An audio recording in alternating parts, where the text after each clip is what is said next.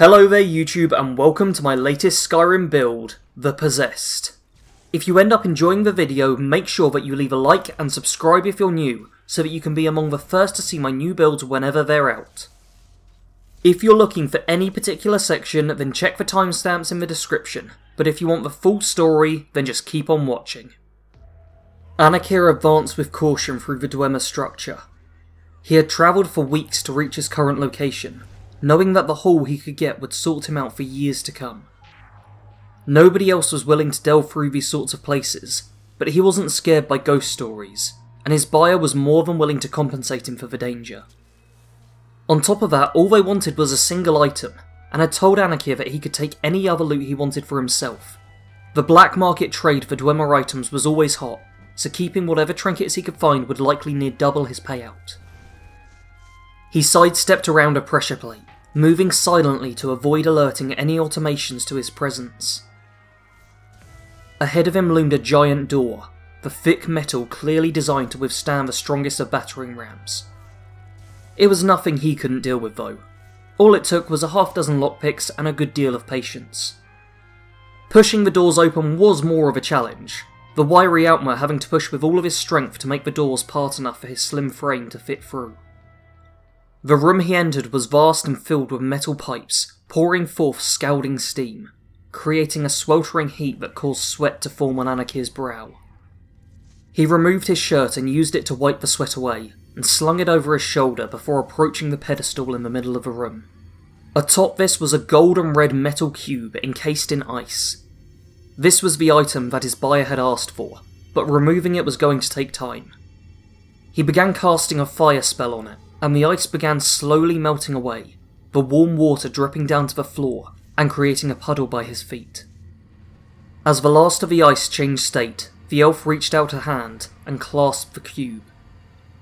As his flesh touched the glowing metal, he felt a presence attempt to take over his mind, and in a split second did all he could to protect himself from the invasive force. Mortals cannot withstand the force of a chosen Daedra, however, and the bound demon took its vessel.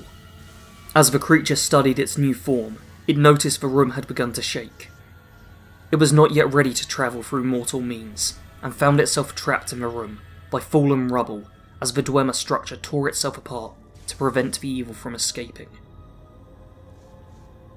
Centuries later, a hand reaches through the rubble and towards the sky. The Possessed has finally broken free of its cage, and it is now time to wreak havoc throughout the mortal plane.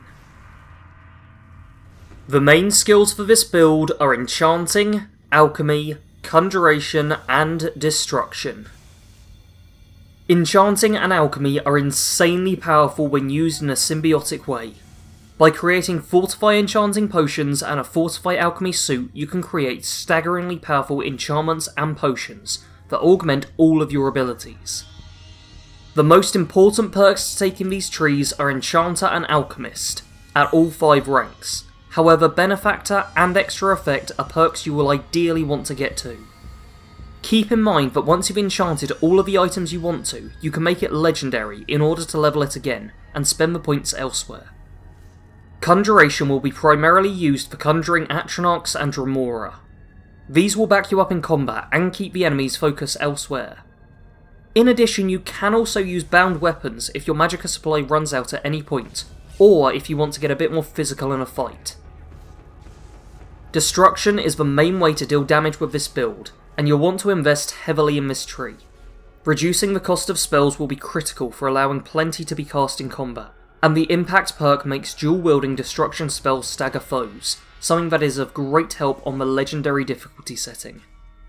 In addition, I went down the lightning side of a skill tree for 50% more damage with shock spells, and the ability to disintegrate weak enemies. You can go down the fire or frost side of things if you prefer though. I purely went for this because it looks really cool.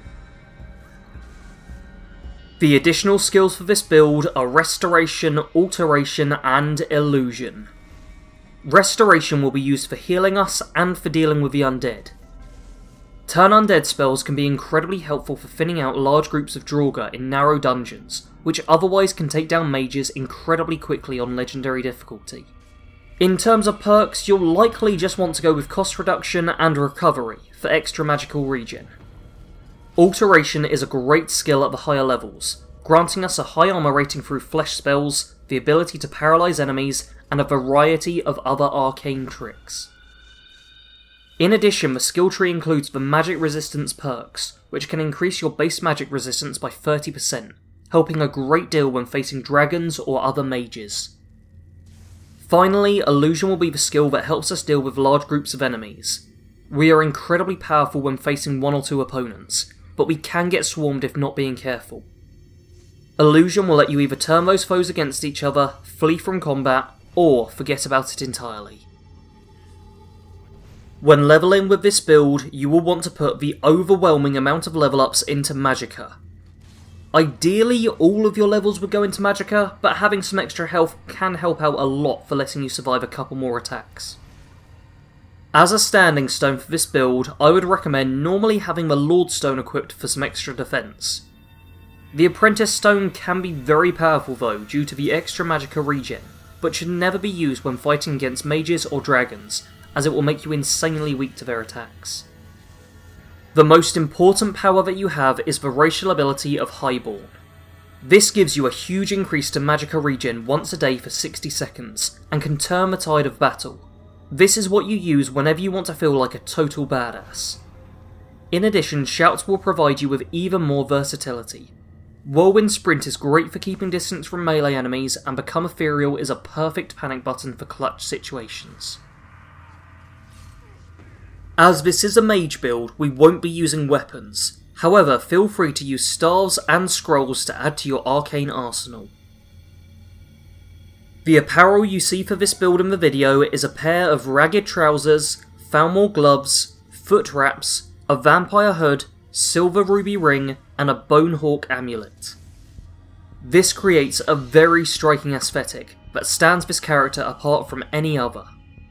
Out of all of these items, the ones you will likely have the hardest time coming across are the vampire hood and bonehawk amulet. The amulet must be crafted, and will require you to kill a couple of the hawks that fly around Castle Volkihar, and the vampire hood requires you to complete some side missions for the Dawn Guard, something I will talk about more in the factions section. All of these will be enchanted to improve your magical abilities and resistances, and there will be a detailed layout of how I enchanted each piece in the description below.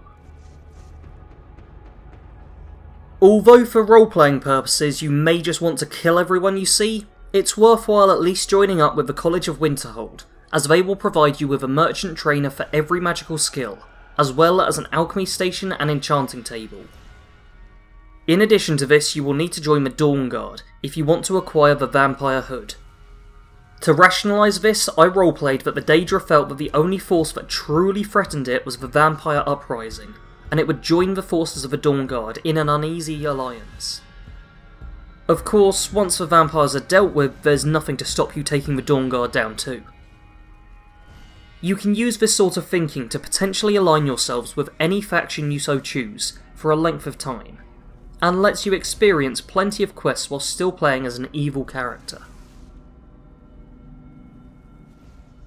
This character will walk the lands of Skyrim alone. The only companions you will need by your side are the Daedra you summon to do your bidding. I felt that venturing out as a lone wolf suited this character far better than anything else. In addition, plenty of the spells you use aren't 100% accurate, and it's very easy to accidentally kill your follower, so there's not too much point to having them. The Possessed is psychotic, versatile, and omnipotent. You are a god amongst ants. Their lives bear no more than a passing thought in your mind, and the mortals that surround you are all weak and deserve little more than death. When playing as this character, feel free to go all out on being evil. Shoot fireballs at guards, take whatever you want with force, and even disintegrate chickens to show your total lack of humanity. In combat, I found the best way to start things off was to summon an Atronach, and then cast the most powerful flesh spell in your possession.